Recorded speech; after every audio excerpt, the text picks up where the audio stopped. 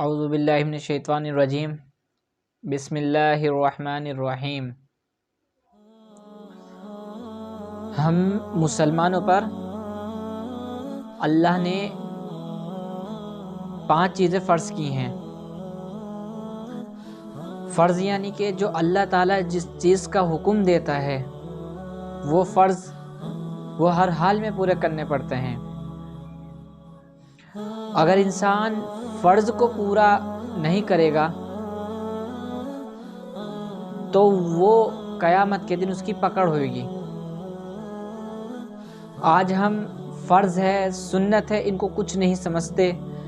فرض کو بھی ہم چھوڑے پھرتے ہیں، لیکن ہمارے دل میں تھوڑا سا بھی غم نہیں ہوتا، تھوڑا سا بھی ہمارے دل میں ڈر پیدا نہیں ہوتا۔ ہم فرض کو چھوڑ دیتے ہیں۔ اب دنیا میں تو ہم فرض کو چھوڑے پھر رہے ہیں۔ جو اللہ نے جس چیز کا حکم دیا ہے اس کو تم چھوڑ رہے ہیں، اور قیامت کے دن اسی بات میں پکڑ ہو جائے گی۔ قیامت کے دن اللہ تعالیٰ اسی بات پر پکڑ کر لے گا کہ تم نے یہ فرض کو ادا کیوں نہیں کیا کہ جب ہم نے اس چیز کا حکم دیا تھا۔ اور قیامت کے دن تو اتنا بڑا دن ہے کہ وہاں پر تو اللہ کے علاوہ کسی کی چلے گی نہیں۔ دنیا میں تو ہم پیسہ دے کر بھی کام کرا لیتے ہیں، دنیا میں تو ہم اپنی سپورٹ لگا کر کام کرا لیتے ہیں، لیکن وہاں پر اگر ہمارے فرض پورے نہیں ہوں گے تو اللہ کے سامنے کوئی کچھ نہیں کر سکے گا۔ وہاں پہ صرف اللہ تعالیٰ کی جیسا اللہ تعالیٰ چاہے گا ویسا ہوگا۔ تو اس لیے موت سے پہلے موت کی تیاری کرنا۔ موت کی تیاری کیا ہے کہ مرنے سے پہلے فرضوں کو پورا کرنا، یعنی کہ فرض پورے کرنا، اور جو سنت ہے نبی کے طریقے پہ کرنا۔ یعنی کہ جو فرض ہیں وہ فرض کو کیسے پورا کرنا چاہیے؟ نبی کے طریقے پہ، جیسے کہ ہمارے نبی نے فرمایا ہے۔ پہلا جو فرض ہے، 5 چیزیں، ان میں پہلی چیز جو آتی ہے وہ نماز ہے۔ نماز ہمیں ہر حال میں پڑھنی ہے، چاہے ہم کہیں جا رہے ہوں، چاہے کہیں سے آئے ہوں، یا چاہے ہم بیمار ہیں، یا ہمارے گھر میں ٹینشن ہے، پریشانیاں ہیں، یا کوئی ہمارے گھر میں مہمان آئے ہیں، کہیں پر بھی ہیں ہمیں ہر حال میں نماز کو پڑھنا ہے۔ اللہ نے نماز معاف نہیں کی۔ ہمارے نبی جن کے لیے پوری کائنات کو بنایا، جن کے لیے پوری دنیا کو بنایا، اگر نماز معاف ہوتی تو ان کے لیے نماز معاف ہوتی، لیکن آپ نے بھی نماز کو ادا کیا۔ جب اتنے بڑے نبی نماز کو ادا کر رہے ہیں تو ہم کون ہیں؟ تو ہمیں تو زیادہ سے زیادہ عبادت کرنی چاہیے۔ وہ نبی جن سے گناہ نہیں ہوتے وہ عبادت کرتے تھے اللہ کی، راتوں کو نمازیں پڑھتے تھے، اللہ سے دعا کرتے تھے، روتے تھے، اور آج ہم جو اتنے بڑے گناہ گار ہونے کے باوجود بھی نماز ہم نہیں ادا کرتے، نماز کو ہم کچھ نہیں سمجھتے۔ ہم نمازوں کو کتنی آرام سے چھوڑ دیتے ہیں۔ اذان ہوتی ہے لیکن ہمارے دل میں تھوڑا سا بھی خیال نہیں ہوتا کہ ہم نماز کو چلے جائیں۔ اذان ہوتی ہے لیکن لوگ نماز کو نہیں جاتے۔ اللہ تعالیٰ ان کے کانوں پہ، آنکھوں پہ پردے ڈال دیتا ہے تاکہ انہیں اچھی چیز نہیں دکھائی دے اور اچھی بات نہیں سنائی دے۔ یعنی کہ اذان کی آواز ان کی کانوں تک تو پہنچتی ہے لیکن ان کی روح تک نہیں پہنچتی۔ جب انسان سے کچھ غلطی ہو جاتی ہے، جب انسان کوئی ایسا کام کر لیتا ہے جو اللہ کو بری لگتی ہے، تو اللہ تعالیٰ توفیق کے سجدے، یعنی کہ اللہ تعالیٰ نماز جو ہوتی ہے وہ اس کے سجدے چھین لیتا ہے۔ یعنی اذان ہوتی ہے، اللہ نے سجدے چھین لیے اس سے، اذان ہوتی ہے، اس کے کانوں تک تو آواز جا رہی ہے لیکن اس کی روح تک نہیں پہنچ رہی ہے۔ اذان ہو رہی ہے، اس کے آنکھوں پہ پردے ڈلے ہوئے ہیں، اس سے اچھی چیز نہیں، اچھا راستہ نہیں دکھائی دے رہا، وہ برے راستے پر چل رہا ہے۔ یہ کب ہوتا ہے؟ جب اللہ ہم سے ناراض ہو جاتا ہے۔ انسان یہ نہ سوچے کہ مجھے وقت نہیں ملا، مجھے ٹائم نہیں ملا، میں وہاں پہ بزی تھا۔ ٹائم تو نکالنے والا اللہ ہے۔ ٹائم نکالنے والا اللہ ہے. ہمیں اللہ سے ہر وقت معافی مانگتے رہنا چاہیے. آج جو ہم نماز نہیں پڑھتے، ہم سے ایسی کون سی خطا ہو گئی کہ اللہ تعالیٰ اپنے سامنے کھڑا کرنے کو بھی گوارا نہیں سمجھ رہا. اگر کسی کے یہاں سے انویٹیشن آتا ہے اور کسی کہ آدمی کو بلایا اور کسی کو نہیں بلایا، جس کو نہیں بلایا وہ یہ سوچتا ہے یار اس نے ہمیں نہیں بلایا. انسان کے دماغ میں یہ باتیں چلتی ہیں. اور اللہ تعالیٰ 5 وقت اپنے گھر کی دعوت دیتا ہے کہ ہمارے گھر میں یعنی کہ حی علی الصلاۃ، نماز کی طرف آؤ، کامیابی کی طرف آؤ. ہم نہیں جاتے. کبھی ہمارے دل میں بات ہوتی ہے کہ اللہ نے ہمیں کیوں نہیں بلایا. حالانکہ انویٹیشن تو اللہ کا ہمارے پاس بھی آیا تھا، ہم نے بھی وہ چیز سنی تھی، لیکن ہم وہاں تک کیوں نہیں پہنچے. کبھی ہمارے دماغ میں یہ بات گھومی، کبھی دماغ میں یہ بات آئی. ہمارے دماغ میں دین کے معاملے میں تو کچھ باتیں نہیں آتی، کیونکہ ہمارے ساتھ نا شیطان کھڑا ہے. ہمارے ساتھ شیطان کھڑا ہے. جو گناہ ہوتے ہیں یعنی کہ نماز چھوڑنا گناہ ہے، اور چغلی کرنا گناہ ہے. یہ گناہ کی چیزیں جو ہیں اس میں مزہ تو آتا ہے، لذت آتی ہے، لیکن اس میں سکون نہیں ملتا. آج انسان پریشان رہتا ہے. اس کو دماغ میں یہ سوچنا چاہیے کہ ہم پریشان ہیں کہیں اس وجہ سے تو نہیں کہ ہم نمازیں چھوڑتے ہیں. اگر ہم اللہ کی طرف چل کر جائیں گے تو اللہ تعالیٰ ہماری طرف دوڑ کر آئے گا. تو اس لیے ہمیں تو اپنے اللہ کو بلانا ہے. ہم دنیا میں ہمیں کس نے پیدا کیا؟ اللہ نے. اللہ نے ہمیں کیوں پیدا کیا؟ عبادت کے لیے. اللہ نے کس کی امت میں پیدا کیا؟ نبی کی امت میں پیدا کیا. یعنی کہ دنیا کس کی؟ اللہ کی. ہر کام کرنے والا اللہ ہے، پھر بھی ہم اللہ کی بات نہیں مانتے. اور یہ پہلی چیز جو ہے نماز کو ہمیں ہر حال میں ادا کرنا ہے. اور دوسری چیز آتی ہے قرآن. دوسری چیز قرآن، یعنی کہ قرآن کو ہمیں پڑھنا ہے. یہ قرآن پڑھنا فرض ہے. ہر مسلمان کو قرآن پڑھنا چاہیے. اب جب ہم قرآن کو پڑھیں گے، جب ہم قرآن کو سمجھیں گے، جبھی تو ہمیں پتہ چلے گا کہ زندگی کیا ہے، اللہ نے کیوں پیدا کیا. اگر ہم قرآن کو نہیں پڑھیں گے تو ہم کتے بلی کی طرح زندگی گزاریں گے.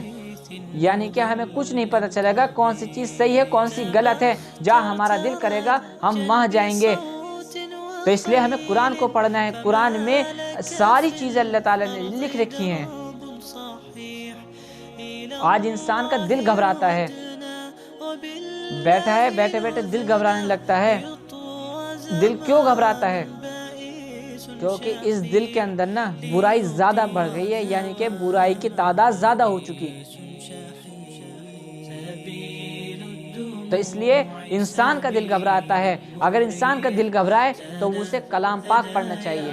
قرآن کریم اللہ تعالیٰ نے اتارا اور مسلمانوں پہ فرض کیا. یہ تو ہمیں شکر ادا کرنا چاہیے، کیونکہ ایک ایسی چیز ہے جو اللہ نے بخشش کا ذریعہ بنا دی.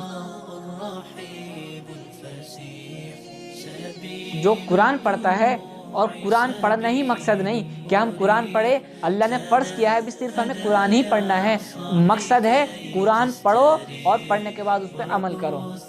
اب قرآن تو پڑھ لیا ہم نے، اب عمل کیسے کریں گے جب ہمیں کچھ پتہ ہی نہیں؟ اس کے لیے ہمیں قرآن کو سمجھنا ہوگا کہ قرآن ہم سے کیا کہتا ہے. یہ ایک اللہ کا لیٹر ہے، یعنی کہ اللہ کی طرف سے آیا ہوا خط. اللہ اس میں کیا فرماتا ہے، تو ہمیں اس خط کو پڑھنا ہے، اس کے بعد اس پہ عمل کرنا ہے. قیامت کے روز جب اللہ کے سامنے کھڑے ہوئیں گے تو اللہ یہی کہیں گے کہ تمہارے پاس اگر نبی نہیں آئے تو ہم نے قرآن تو دیا تھا، قرآن میں تو ساری چیزیں لکھی تھیں، تم نے اس کو کیوں نہیں پڑھا، اس پہ عمل کیوں نہیں کرا. اور قرآن کو ویسا پڑھنا چاہیے جیسا اس کا حق ہے. یہ اسکول کی کتاب نہیں، یہ اسکول کی کتاب نہیں، یہ اللہ کی کتاب ہے. جب بچہ اسکول جاتا ہے تو اس کے پیچھے بیگ ٹنگا ہوتا ہے यानी कि दुनिया की किताबें उसके पीछे टंगी होती हैं जब वो स्कूल जाता है। इसका मतलब बच्चे ये खुद बताते हैं, इसका मतलब ये है कि ये जो किताबें हैं, यानी कि जो हम इससे इल्म सीख रहे हैं, स्कूल जा रहे हैं, ये दुनिया का इल्म पीछे ही रह जाएगा। जैसे बच्चे ने बैग टांग रखा है और किताबें पीछे हैं, ये सिर्फ पीछे ही रह जाएगा, यानी कि दुनिया में ही रह जाएगा। और जब बच्चे मदरसे जाते हैं तो कुरान को सीने से लगा कर जाते हैं, यानी कि ये दीनी तालीम जो है, यानी कि कुरान की तालीम जो है, ये इल्म जो है, ये आखिरत के, यानी कि हमारे साथ आगे जाएगा, यानी कि आखिरत के दिन काम आएगा।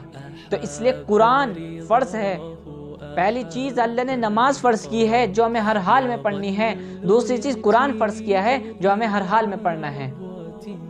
तीसरी चीज़ आती है रोज़ा। रोज़ा जो है हमें हर हाल में रखना है। रोज़ा जो है फ़र्ज़ है। जब इंसान फ़र्ज़ काम करता है तो अल्लाह ताला उसकी ऐसे ही मदद करता है। रोज़ा इंसान किस वजह से छोड़ता है कि मुझे पूरे दिन प्यास लगेगी, भूख लगेगी। अगर इंसान को प्यास ही भूख ना लगे तो वो रोज़ा किस काम का। इंसान बहाने मिलाते हैं रोज़ा रखने में भी। बहाने क्या मिलाते हैं कि मैं बीमार था। अच्छा, बहुत से लोग ऐसे होते हैं कि सालों साल तो सही रहेंगे, खाएंगे पिएंगे सब काम करेंगे, जहाँ रमज़ान आए वो रमज़ान आने के टाइम पे बीमार पड़ जाते हैं कि डॉक्टर ने मना कर दिया कि हमें रोज़े नहीं रखने, पानी की कमी नहीं होनी चाहिए। तो इंसान सालों साल तो सही रहता है, आखिर में आके बीमार पड़ जाता है। किस वजह से? ताकि मुझे रोज़े न रखने पड़े। इंसान बहाने बहुत मिलाता है कि बीमार है इस वजह से रोज़ा नहीं रखा, या मैं कहीं गया हुआ था इस वजह से रोज़ा नहीं रखा। इबादत किसकी कर रहे हैं? अल्लाह की। दुनिया वालों से तो छुपा लेंगे कि हम ये काम कर रहे थे इस वजह से हमने रोज़ा नहीं रख पाए, लेकिन अल्लाह की नज़रों से तो नहीं बच सकता इंसान। अल्लाह तो दिलों के हाल जानता है। रोज़ा इतनी आराम से छोड़ देते हैं। और दूसरी बात ये आती है कि रोज़ा छोड़ा और छोड़ने के बाद उसका रोज़ेदार का भी एहतराम नहीं करते। जो रोज़ेदार है उसके सामने पानी पीते हैं, उसके सामने खाना खाते हैं, उस तक का भी एहतराम नहीं करते। आज मुसलमानों का ये हाल है। कम से कम हमें रोज़ा एक महीना मिलता है, बख्शिश का महीना मिलता है, इसमें बख्शिश होती है। अब इसमें अल्लाह ताला बख्शिश करता है, तो इसलिए इंसान को ये चाहिए रोज़ा रखे और अल्लाह को राज़ी करे। अब चौथी चीज़ जो आती है ज़कात। अब ज़कात मुसलमान पे ये भी फ़र्ज़ है। आज मुसलमान ज़कात नहीं देता, पैसा जोड़ के रखता रहता है, लेकिन ज़कात नहीं देता। ज़कात इस वजह से नहीं देता, अगर मैंने ज़कात दे दी तो ये मेरा माल कम हो जाएगा, हालांकि वो माल कम नहीं होता।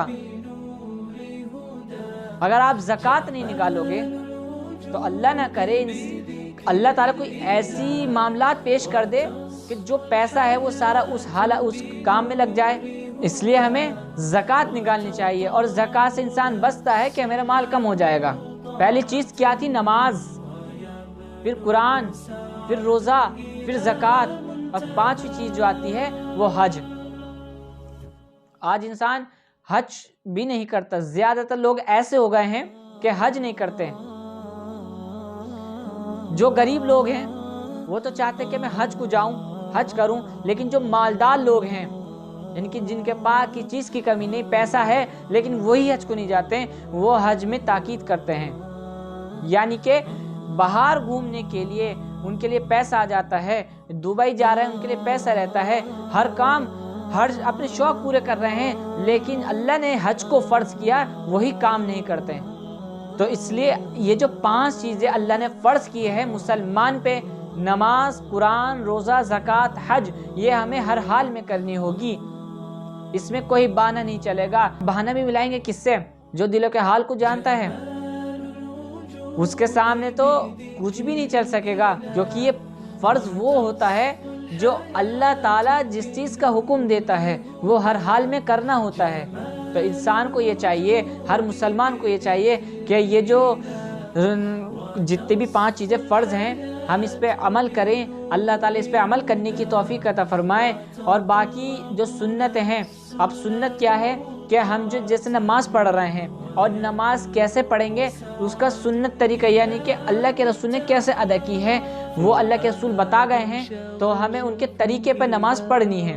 فرض اللہ نے کی ہے اور طریقہ اللہ کے رسول نے بتایا ہے، تو اس لیے اللہ تعالی ہم سب کو یہ 5 چیزوں پہ عمل کرنے کی توفیق عطا فرمائے۔ دعا میں یاد رکھیے۔ السلام علیکم۔